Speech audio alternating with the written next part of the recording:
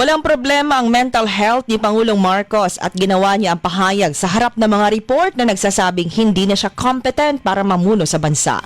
Ito ay sa kabila ng napakaraming trabaho ng presidente, akusasyon sa bilyong-bilyong pisong corruption at pahayag ni Senator Amy Marcos na siya at si First Lady Liza ay mga addict na gumagamit ng cocaine.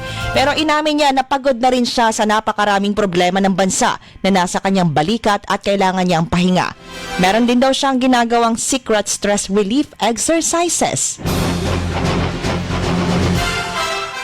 Iginiit ng Department of Justice o DOJ na hindi pa dapat matakot si Senator Bato de la Rosa dahil wala pa naman itong natatanggap na warrant of arrest mula sa International Criminal Court. Sinabi ni Prosecutor General Richard Anthony Fadulion, wala pa silang nakikita na opisyal na kopya ng naturang dokumento kung meron man. Nauna kasing sinabi ni former presidential spokesperson Attorney Harry Roque na mayroon na sila umanong natanggap na warrant para sa senador.